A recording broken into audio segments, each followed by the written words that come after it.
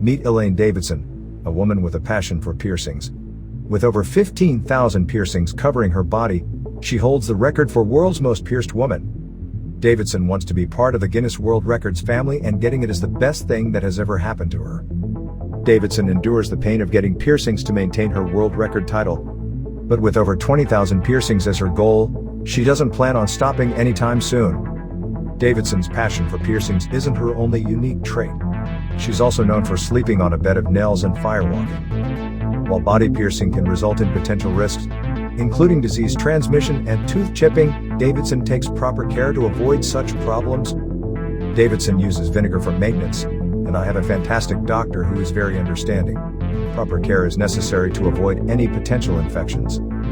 With her passion for piercings and unique lifestyle, Elaine Davidson is a Guinness World Records superstar. Follow Science Times for more interesting stories.